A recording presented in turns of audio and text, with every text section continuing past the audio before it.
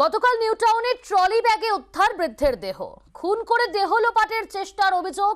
বৃদ্ধ খুনে পটাশপুর থেকে গ্রেপ্তার ব্যাংক কর্মী। জেরায় ব্যাংক কর্মীর বয়ানে বেশ কিছু অসঙ্গতি। আটক ব্যাংক কর্মীর চালক, এক পরিচিত ও নিহতের পাতানো নাতনি। আজ ধৃতকে বারাসাত আদালতে পেশ। আমাদের সঙ্গে টেলিফোন লাইনে রয়েছে প্রতিনিধি অনুপ। এই জায়গা থেকে জানার চেষ্টা করব তদন্ত গতি প্রকৃতি কোন দিকে। গতকাল নিউ টাউনে যে একেবারে মৃতদেহ উদ্ধারের মতো ঘটনা ঘটেছে ট্রলি ব্যাগের মধ্যে, সেই ঘটনা পুলিশ যখন তদন্তে নামে সেক্ষেত্রে কিন্তু ইতিমধ্যেই সৌম্যকান্তি জানা তাকে কিন্তু পুলিশের পক্ষ থেকে গ্রেপ্তার করা হয়েছে এবং গ্রেপ্তারের কারণ কি সেই হিসেবে দেখা হচ্ছে পুলিশের পক্ষ থেকে এই খুনের ঘটনায় যে খুন করা হচ্ছে যে প্রাথমিকভাবে উঠে আসছে যে মেসে থাকতো বেলঘরিয়া এলাকার সৌম্য, সেখানেই কিন্তু তাকে খুন করা হয়েছে।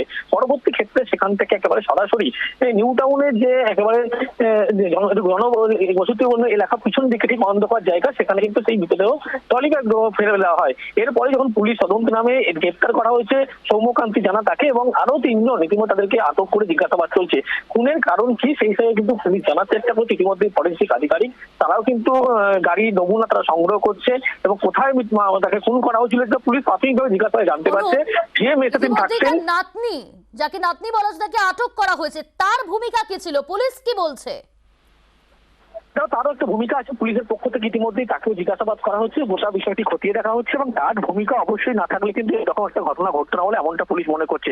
সেই কারণে যে ব্যক্তির মৃত্যু হয়েছে যে পাতানো নাতনি তাকে কিন্তু ইতিমধ্যেই জিজ্ঞাসাবাদ করা হচ্ছে এবং সৌম্যকান্তি জানা যেহেতু তাকে গ্রেপ্তার করা হয়েছে, তার দুজন সঙ্গে আরো জনকে আটক করা হয়েছে এবং তার যে নাতনি তাকেও কিন্তু আটক করে পুলিশের পক্ষ থেকে জিজ্ঞাসাবাদ করা হচ্ছে এবং এই ঘটনায় কি ঘটনা ঘটেছে এবং খুনের আসল মোটিভ কি ছিল সেটাই কিন্তু পুলিশ উদ্ধারের চেষ্টা করছে। সেই জন্য অভিযুক্তকে আজকে আদালতে পেশ করে নিজেদের হেফাজতে নেওয়ার কিন্তু আবেদন জানানো হচ্ছে পুলিশের পক্ষ থেকে। সৌম্যকান্তি জানা পুলিশের জেরায় কি সমস্ত প্রশ্নের উত্তর দিচ্ছে?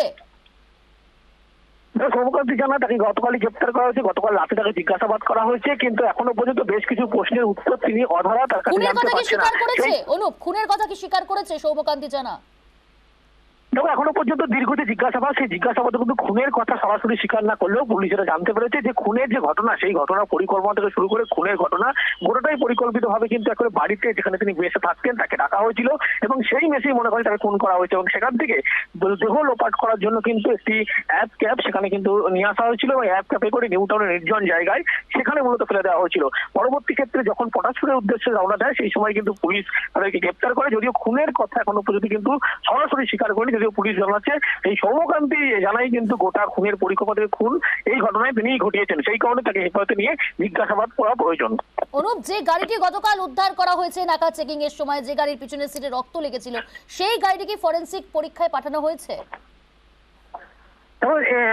সেই গাড়িতে কিন্তু ফরেনসিক পরীক্ষা করা হচ্ছে এবং সেই গাড়িতে নমুনা সংগ্রহ করা হচ্ছে। রক্তের দাগ ছিল এবং যেখানে মূলত গাড়ির সিটের মধ্যে করে যখন নিয়ে আসা হয়েছিল, গাড়ির দিকে নিয়ে আসা হয়েছিল ট্রলি ব্যাগ, সেখানে কিন্তু রক্তের নমুনা সেইগুলো কিন্তু সংগ্রহ করা হচ্ছে এবং সব মিলিয়ে বলা যায় এখনো পর্যন্ত ফরেনসিক আধিকারিক তারা কিন্তু সেই নমুনা সংগ্রহ করছে এবং খুনের কি মোটিভ গোটা বিষয়টি কিন্তু পুলিশের পক্ষ থেকে জানার চেষ্টা করা হচ্ছে।